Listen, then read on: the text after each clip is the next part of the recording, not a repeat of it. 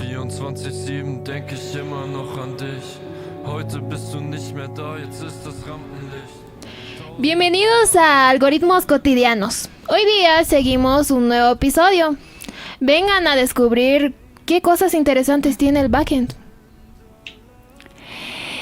Hoy hablaremos de un tema, como ya mencionó, que está día a día con nosotros, pero quizá no te diste cuenta. El backend, en los sistemas o en el desarrollo de software. Quizá parezca un término algo técnico, pero hoy vamos a ver su funcionalidad y cómo se desarrolla. Y un claro ejemplo en las aplicaciones, qué hay detrás de cada aplicación y cómo es su función y qué es lo que conlleva. Claro, pero también lo vemos en la vida cotidiana. Por ejemplo, hasta en las cafeterías y restaurantes. Ya puede ser como lo que tú ves como cliente. El menú, las mesas, la decoración. Y ese es el frontend, todo lo que entra por los ojos. Pero cuando tú le dices al mesero lo que tú quieres, y él va a la cocina, revisa, pregunta a los chefs los ingredientes y el resto, bueno, pues tiene que pasar rápido en orden, ¿no? Y para que llegue todo esto a tu mesa, bueno, al servicio del cliente. Lo mismo pasa en todas las apps. Bueno, creo que cuando tocas un botón para ti fue un segundo, pero debajo de todo eso sugirió como una petición para que llegue a la base de datos, la procese y que te la devuelva. Todo invisible en un milisegundo. Y así fue como este restaurante bonito cumple toda su función. Y esa es la invisibilidad exactamente en el objetivo. Importante mencionar que hoy vamos a tener dos invitados especiales. Uno, el ingeniero Soria y también un estudiante de la carrera de Ingeniería de Sistemas. Pero eso lo vamos a ver en el siguiente bloque. Acompáñanos. 24/7 denke ich immer.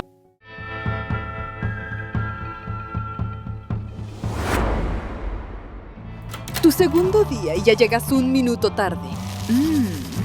Sabor a novato. Como la más antigua aquí. A mí no me engaña una camisita planchada. ¿Qué tocas? ¿Qué tocas? ¿Qué haces que no estás en tu escritorio? Te acabo de mandar un mail. Y por las dudas, le voy a mandar un mensaje avisándole que le mandé un mail. ¿Terminaste el informe? ¿Te lo aprobó alguien? ¿A quién le escribes? ¡Ay! Me enrosqué otra vez.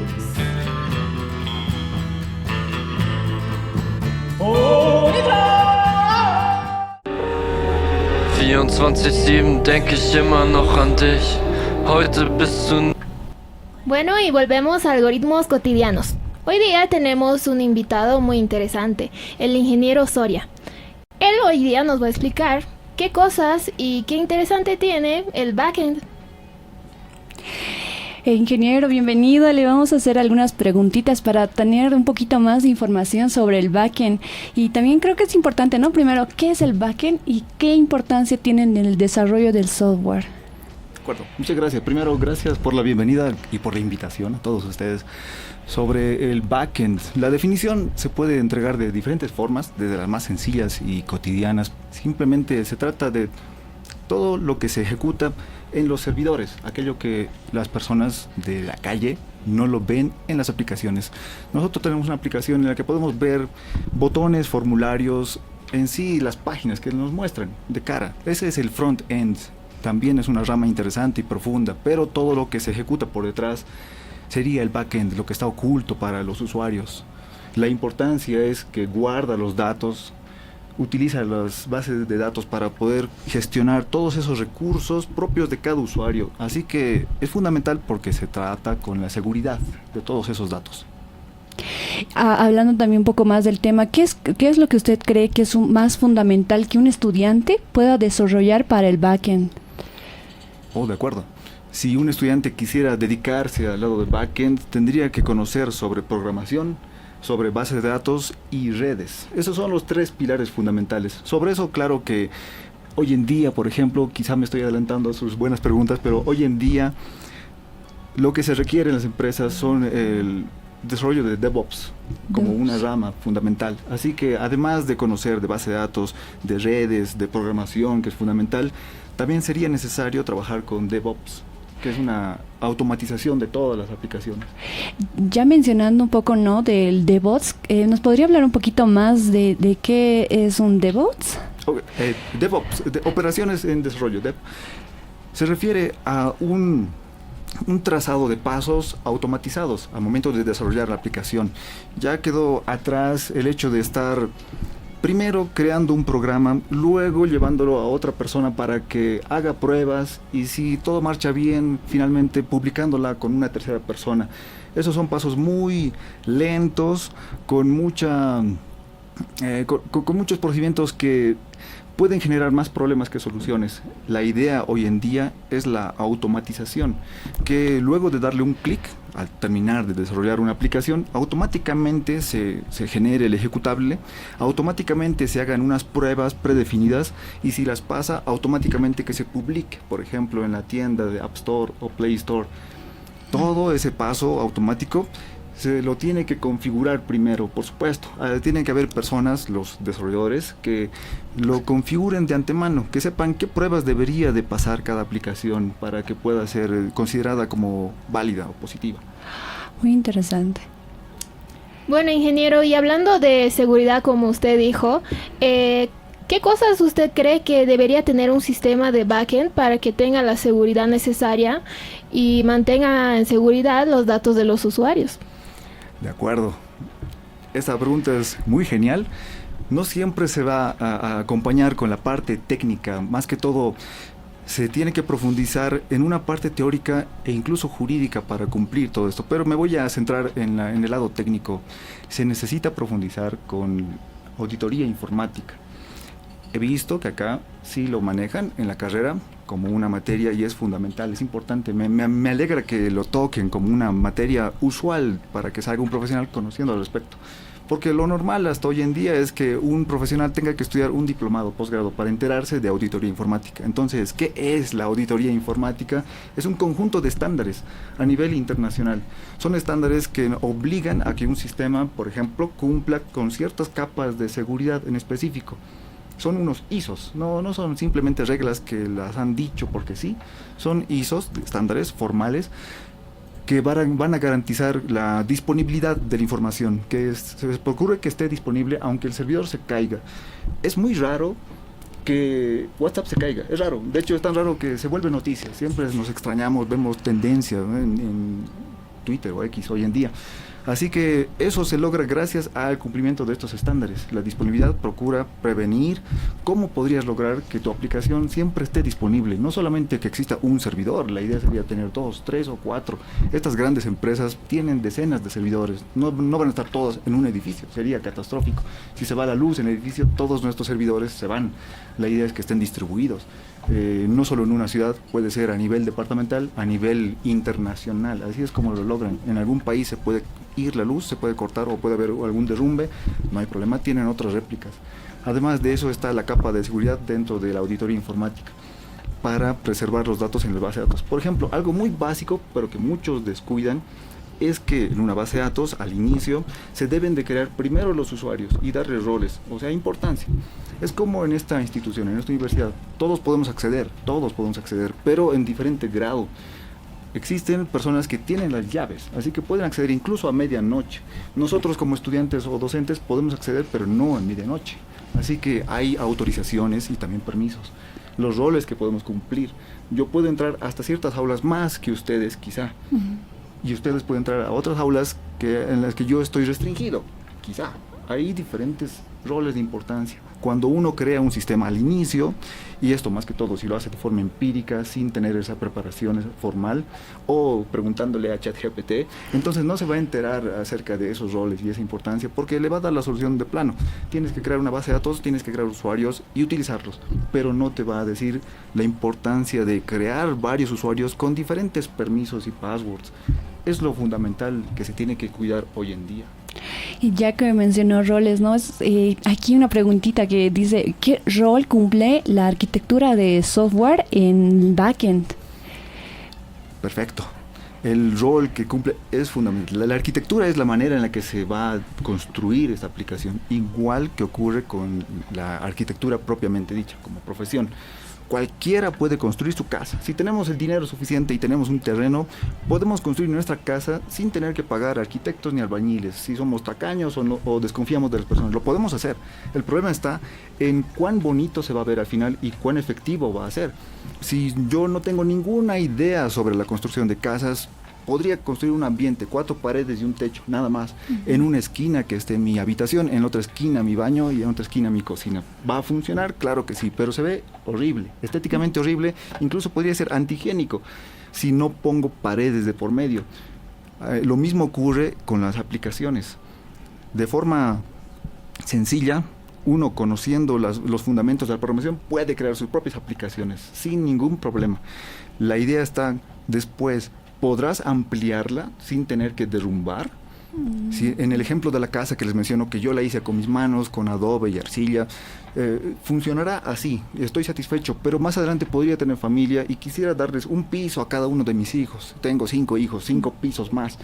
Se va a derrumbar porque no tiene las bases. Nunca lo he pensado, nunca lo he considerado para que soporte esos cimientos. Algo que sí lo consideran los ingenieros civiles o los arquitectos, lo consideran a plenitud. Ahí está la idea de asumir o adoptar la palabra de arquitectura de software.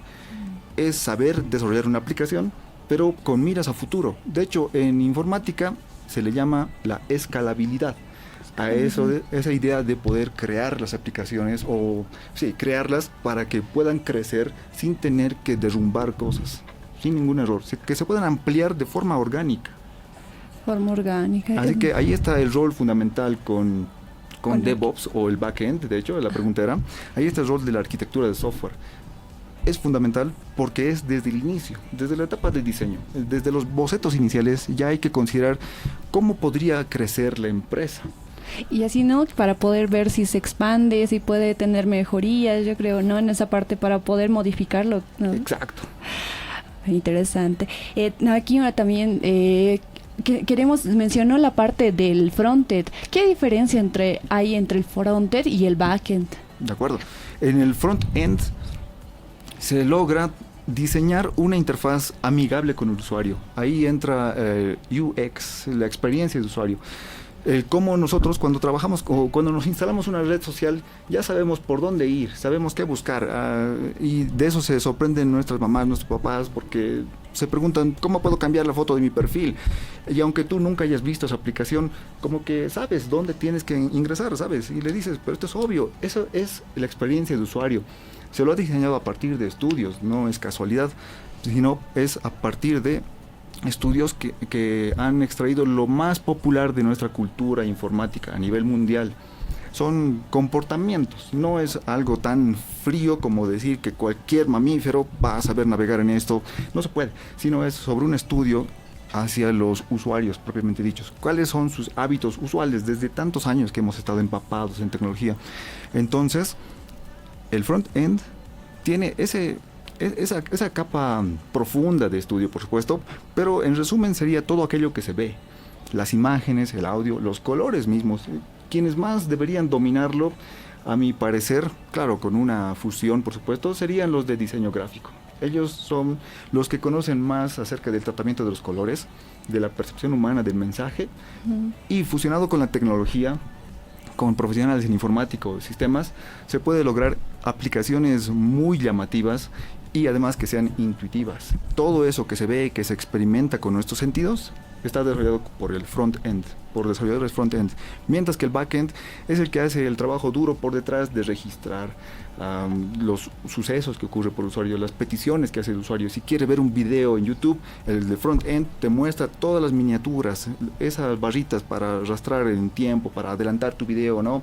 Toda esa buena experiencia lo hace el frontend, mientras que el de backend se encarga de darte el video por detrás, cómo resuelve de millones de videos que existen, por no decir trillones de videos que existen a nivel mundial en sus servidores, cómo es que encuentra en menos de un segundo el video que tú estás buscando, cómo lo resuelve, una búsqueda tan veloz para tantos millones de usuarios que lo solicitan de manera simultánea, cómo lo logra. Es un solo video, hay millones de personas que quieren ver ese un solo video.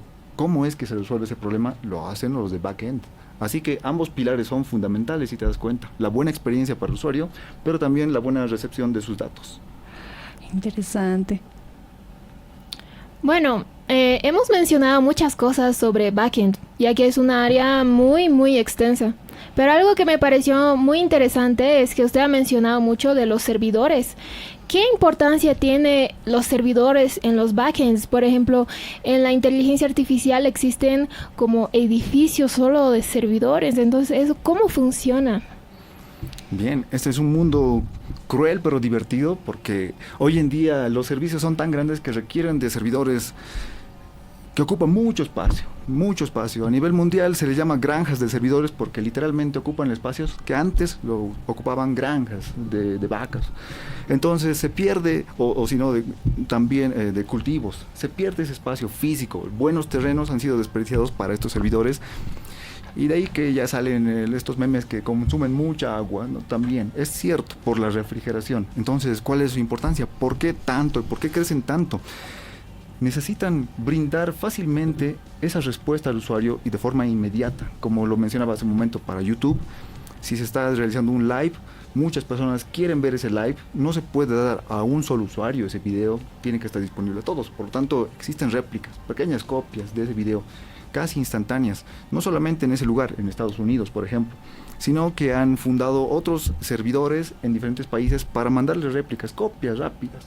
Si esta es la central, la universidad como central acá, y en Tarija, por ejemplo, por dar cualquier departamento, necesitan contar con registros de estudiantes, no le vamos a pasar todos los registros que tenemos acá, solamente el extracto que le interesa a Tarija, solamente el extracto que le interesa a Cochabamba, como una copia. Es lo que hacen los servidores, por eso es que crecen tanto y se ocupan en tantos sitios como un espacio físico. Guardan no solo las aplicaciones, sino también guardan los registros de bases de datos. Las bases de datos como tal funcionan como servidores, igual, son servidores de base de datos por un lado, hay servidores de aplicación por otro lado. Esa es la importancia. Mencionando también, dijo, no, base de datos, ¿qué relación o qué importancia tiene con el backend o cómo lo desarrolla en la parte del backend, la base de datos? Ok, desde el nacimiento de la informática como rama que genera aplicaciones, se ha despreciado el uso de los datos. No era lo importante en su nacimiento era la aplicación en sí misma.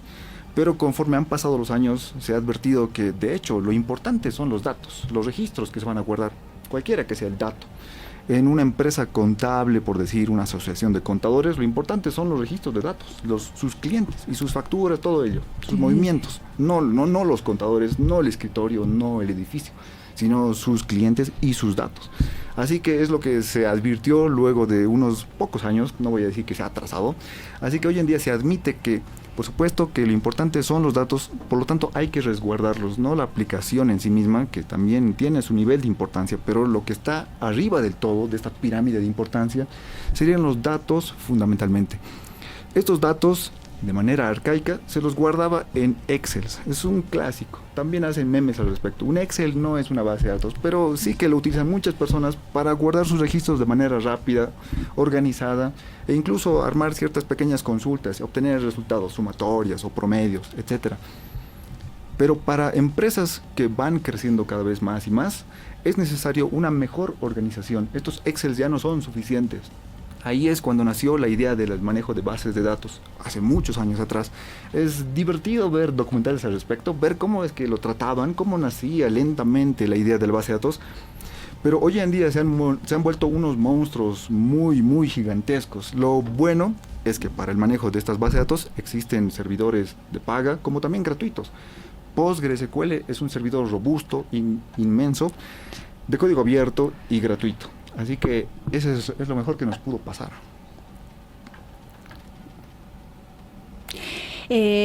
También mencionando, ¿cuál usted cree que es el error que comete un desarrollador de backend? Porque si no mal estoy informada, hay desarrolladores tanto de frontend especializados y también de backend. ¿Cuál es el error que cree usted que tiene el desarrollador que comete? Bueno, el error más común.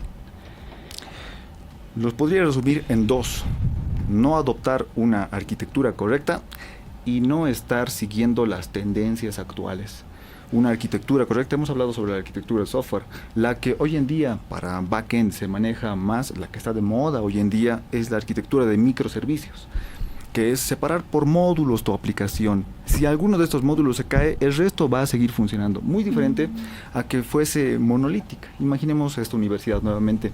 Si todo estuviese trabajando en una sola oficina, todo, tanto las inscripciones de nuevos estudiantes, contabilidad, arca, todo estuviese en una sola oficina, si nos olvidamos de las llaves, no funciona nada.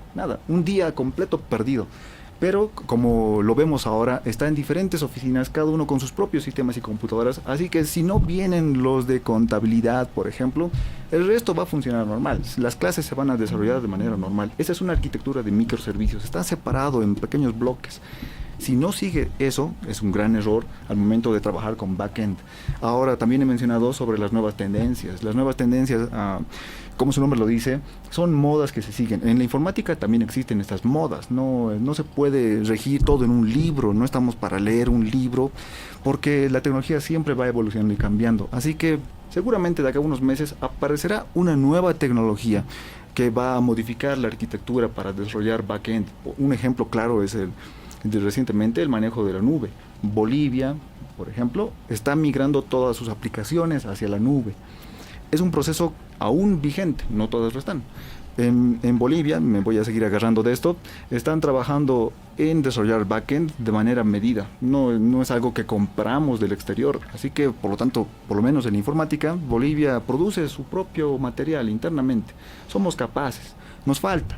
No estamos a nivel internacional, nos falta, pero estamos en camino, seguimos creciendo al respecto. Y también una preguntita en este aspecto de cómo, usted mencionó ya la seguridad en la parte del backend, ¿cómo usted lo implementa al subir a una página? ¿Qué importancia tiene la seguridad en el desarrollo del backend? De acuerdo.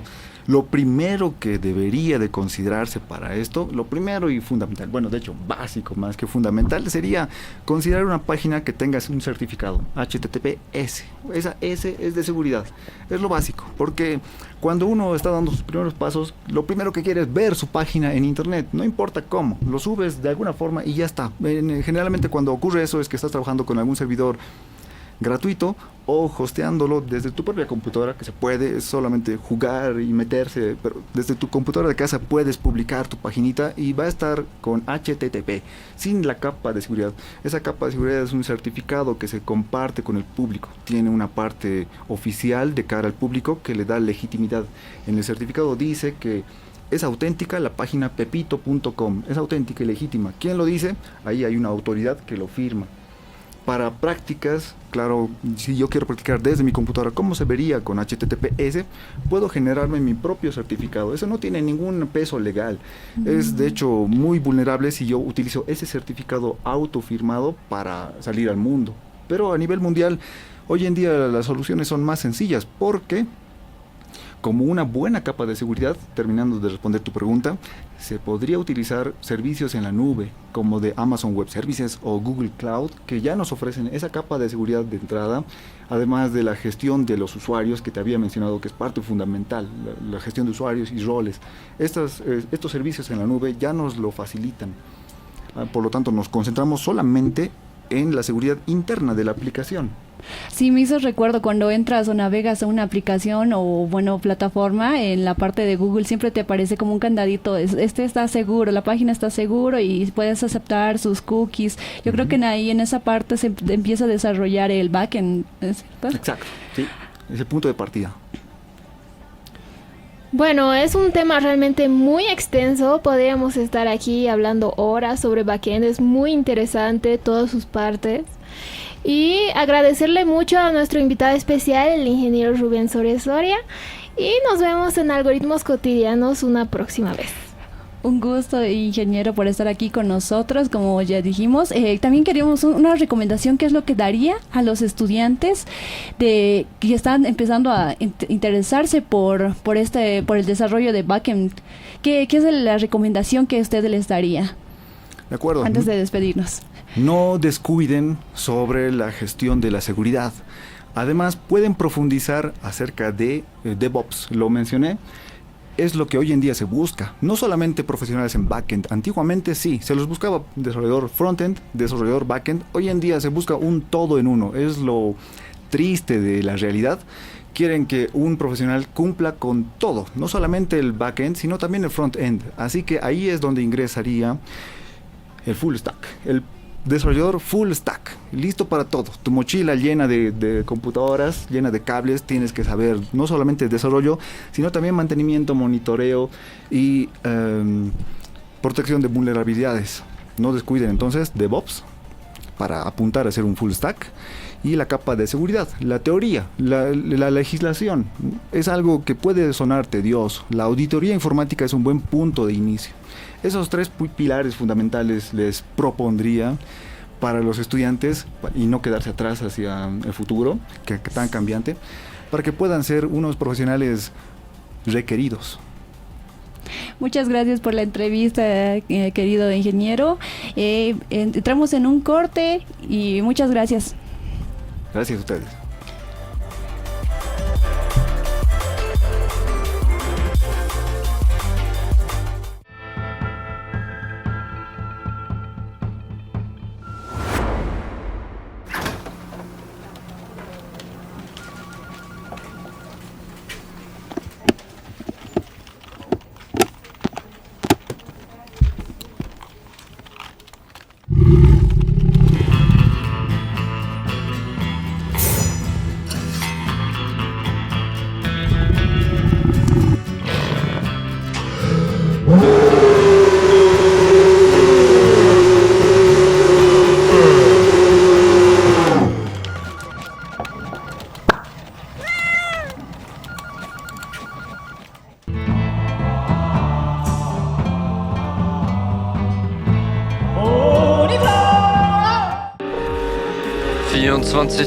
Denke ich immer noch an dich.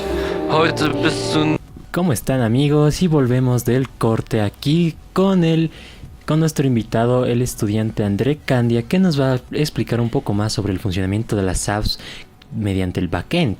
Entonces, Candia, ¿cómo ha sido tu aprendizaje durante todo este tiempo en la universidad sobre el backend? Bueno, ¿cómo estás? En primer lugar, muy buenos días. Me llamo Andrés Sebastián Candia Ortiz, estudiante de tercer semestre de la carrera de Ingeniería de Sistemas. Y bueno, en Ingeniería de Sistemas, en el apartado de software, lo que viene siendo más importante, como tú mencionas, hay frontend y backend. En lo que, bueno, lo que yo prefiero, la verdad, es hacer el backend.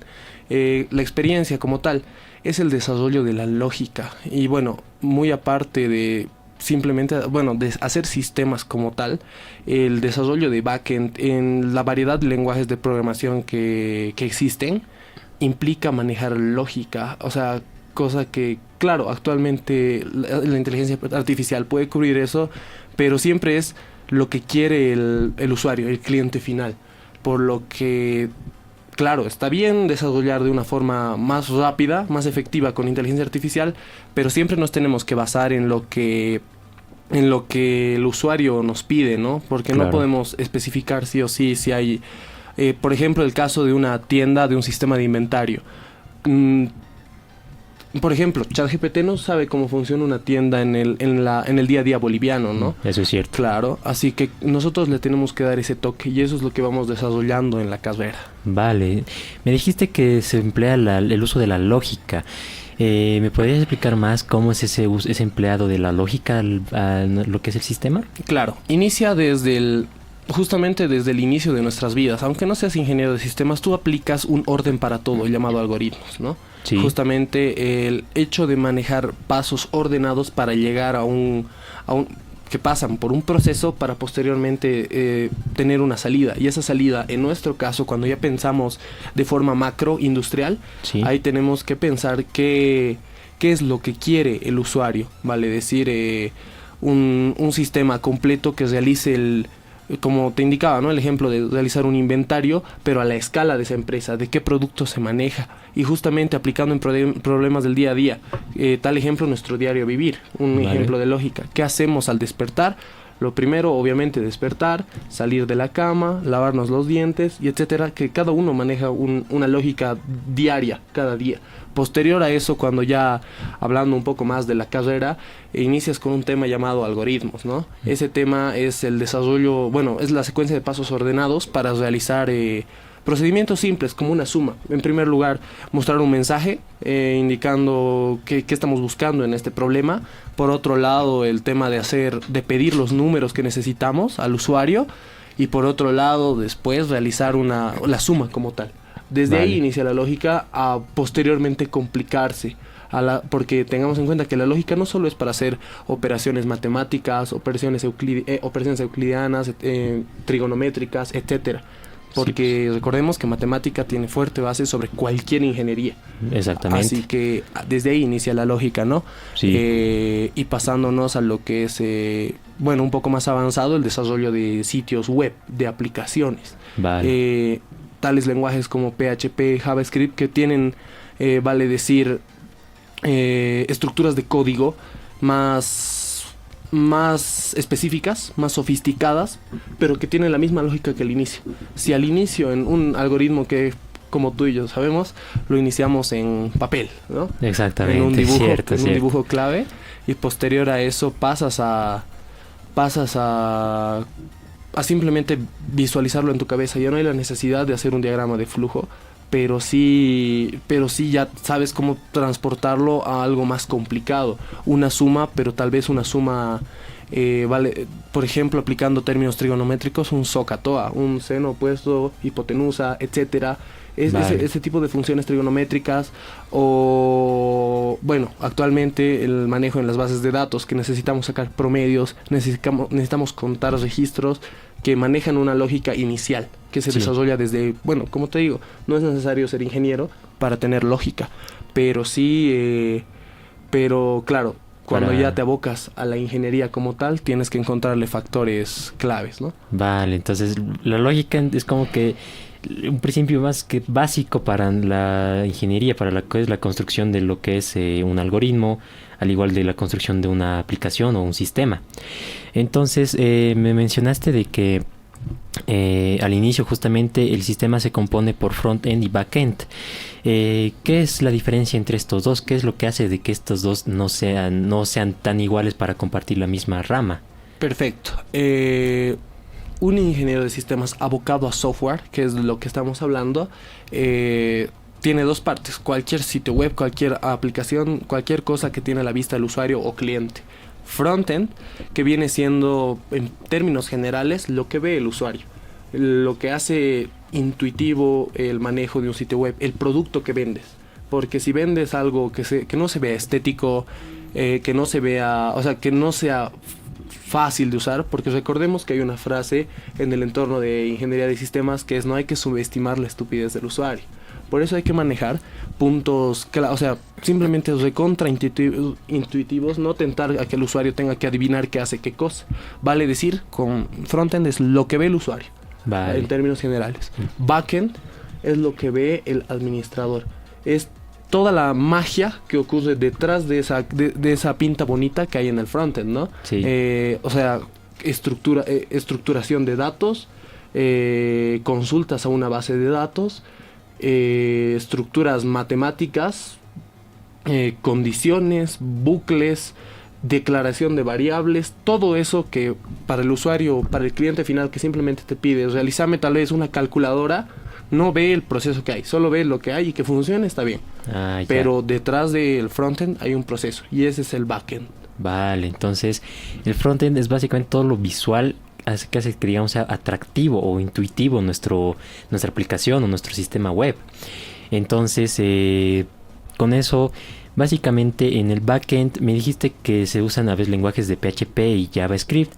Más o menos estos lenguajes, ¿cómo van enfocados? Básicamente, ¿a qué aplicaciones podemos aplicar estos mismos lenguajes? Ya.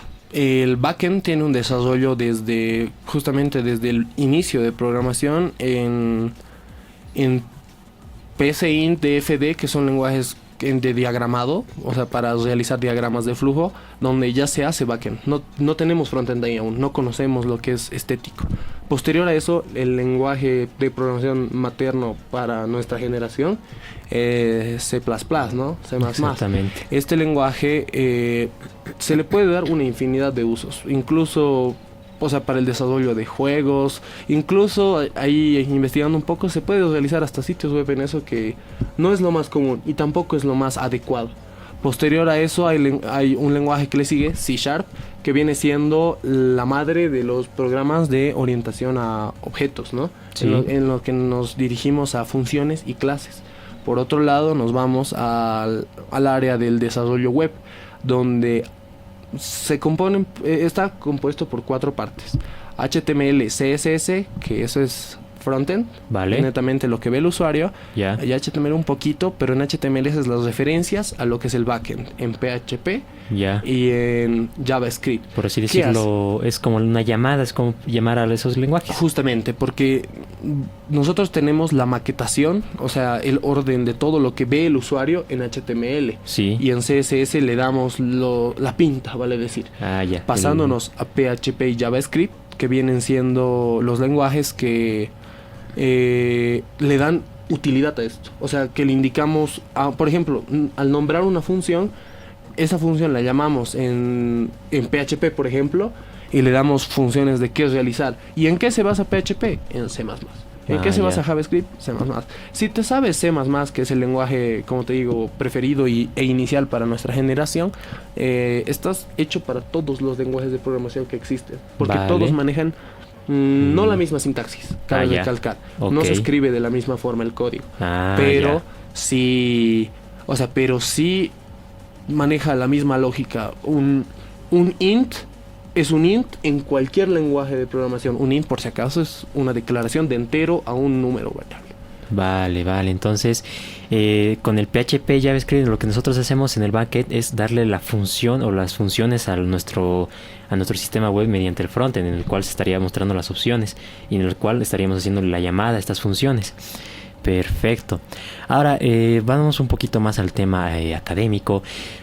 Candia, ¿cómo ha sido todo tu proceso para poder aprender esto aquí en la Unifrance? Bueno, Unifrance tiene el eslogan Aprende haciendo, que inicia desde primer semestre, ¿no?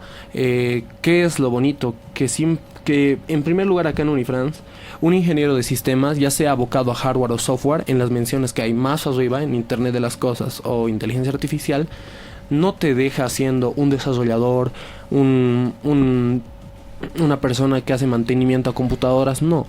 El ser Unifrance tiene el concepto claro de qué es ser ingeniero. Un ingeniero de sistemas, por nada más por el hecho de ser ingeniero, tiene la posibilidad y las facultades, que es lo que me ha enseñado Unifrance, Sí. de desarrollar, de ser administrador de una empresa, de manejar una empresa, porque eso es lo que maneja ser ingeniero. Vale. Claro, y tengamos en cuenta que sistemas no es ser hacker, ese es el término común, ¿no? Cierto. Sistemas es la relación entre varias cosas, por lo que justamente no hay personas que no captan eso, que simplemente ingeniero de sistemas, arreglas computadoras, no, ¿qué se llama? Tú solucionas la contraseña del Wi-Fi, sí, pero hay más detrás de eso, y eso es lo que enseña Unifrance y es lo que me ha enseñado hasta ahora, que un ingeniero de sistemas no tiene por qué estancarse y quedarse desarmando y armando computadoras, como te dije, el chistecito de que arreglamos la impresora, cambiamos la contraseña del Wi-Fi, o somos hackers, que es lo más épico para las personas. Sí. Pero un ingeniero de sistemas de Unifrance tiene la capacidad de administrar y liderar un equipo de trabajo, y este puede ser una empresa. Eso es lo que he aprendido hasta ahora en Unifrance, y más a la parte de desarrollo, a no quedarme estancado en proyectos pequeños, que está bien, que se inicia justamente desde ahí, ¿no? Desde lo más bajo. Desde lo más bajo. Vale. Pero posterior a eso tienes que pasar a grandes cosas, y es lo que ya se hace desde segundo semestre, cuando ya te ponen el reto de que se fusionan varias materias, ¿no? Cierto. En el caso ahora es la fusión de 4 materias, que cada una tiene justamente, obviamente hay frontend, Sí. pero estructura de datos viene siendo el orden que nosotros tenemos que manejar para realizar un proyecto grande. Base de datos parte 2, que Exactamente. viene siendo el almacenado de datos, pero a un nivel macro, a nivel grande, porque ten en cuenta que se avanzan bases de datos no relacionales, y eso es un tema para otro día. Exactamente. Pero justamente almacena datos gigantes. Por otro lado, investigación operativa, que marca el orden, el modelado matemático de todo lo que nosotros buscamos en darle una solución al problema, porque un proyecto no se hace por el meme, por la anécdota, se hace para resolver un problema. Y por otro lado, análisis y diseño, que acompaña y da tiempos para un equipo de trabajo. Por eso, de esa parte digo que el ser un ingeniero de sistemas de Unifrance hace que no solo te quedes con el estereotipo de un ingeniero de sistemas común, simplemente que puedes llegar a ser que tienes que ser un líder. Y eso es lo que he aprendido en mi año y medio acá. La verdad es que eso es cierto, no llevamos mucho tiempo, pero hasta donde podemos ver es literalmente que la Unifrance no solo se queda en un punto teórico, sino también práctico. El hecho de poder realizar nuestros propios proyectos para poder dar una solución a un problema real aquí en la sociedad es algo muy valioso aquí en lo que es nuestro país, justamente, en la cual podemos aplicar muchas soluciones justamente siendo ingenieros de sistemas y siendo líderes de estos mismos proyectos, o siendo líderes de un equipo para poder realizar un proyecto, ya que justamente esto se ve mucho en el hecho de que muchas veces se ve un proyecto que ha sido desarrollado solo por 2, 3 personas o una sola persona. Y si bien está bien al inicio, digamos, de que lo hagas tú solamente o entre dos, una dupla nada más, lo mejor es tratar de hacerlo hacerlo con un proyecto, con un grupo de personas mucho más grande, y que así pues aparcar el problema desde un mejor enfoque, con diferentes justamente enfoques que te va a dar la misma persona. Pero nos estamos quedando sin tiempo en este bloque. Nos estaremos encontrando con el siguiente bloque ya para las demás conclusiones que vamos a poder ver en este día. Muchas gracias, Candia, por estar aquí. Y bueno, agradecer a ti en primer lugar y al equipo que está detrás de esto, justamente para dar a conocer lo que es ingeniería de sistemas, que es una base matemática, ingenieril, si vale el término, y de desarrollador, que hace que, bueno, seas un profesional bueno para Bolivia, de lo que se necesita actualmente. Perfecto, entonces con esas palabras nos despedimos y nos vemos después de estos cortes.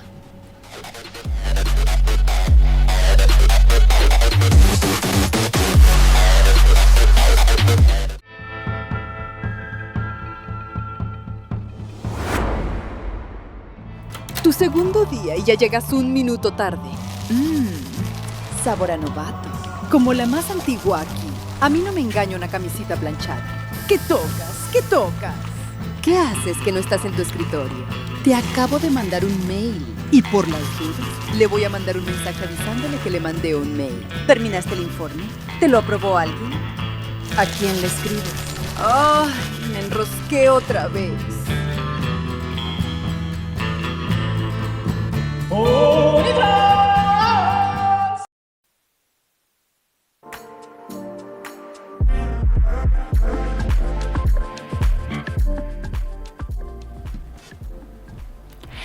Y volviendo del corte, ¿no? Ya habíamos visto a los invitados, tanto a Andrés y al ingeniero Soria, y dando una explicación de todo lo que era el backend. Dando un resumen, ¿no? Es algo importante para todos los estudiantes de ingeniería de sistemas. Es algo que literalmente desarrolla lo que es la funcionalidad de lo que estamos llevando, tanto sea una página, sea una aplicación. También conlleva el diseño, la estructura y también la base de datos que anteriormente mencionamos en un programa. Que es lo más importante. También el desarrollo, como ya mencionó, algo importante es recalcar la estructura del backend. El ingeniero dio un claro ejemplo de que es muy importante la estructura de todo lo que desarrollamos. Así podemos modificar, podemos tener muchos cambios para el cliente o para los usuarios, que también somos nosotros. Y ahí también va muy extenso todo el tema. Sí, tienes toda la razón, Jenny. Hemos visto muchas cosas hoy día, muchas cosas interesantes. Hemos tenido invitados que nos han dado otro horizonte para pensar cuán amplio es el backend y cuán importante es para la programación. Entonces, muy feliz de haber recibido a estos invitados y de haber como ampliado nuestras mentes para ver más allá de un simple sistema. Bien, el día de hoy aprendimos mucho más a fondo el backend, con mucho más de lo que es un código invisible. Bueno, vimos lo que hay detrás de cada aplicación, cómo se toman las decisiones y lo más valioso, las habilidades que se pueden aprender y todo lo que se va yendo a futuro para los jóvenes. Y bueno, hay que tener una demanda, bueno, estos ya tienen una demanda a futuro, a los profesionales, para que estos sepan hacerlo bien. Bueno. Muchísimas gracias y de verdad muchas gracias por acompañarnos a Algoritmos Cotidianos. Esto fue todo. Hasta la próxima. Gracias. Muchas gracias por acompañarnos.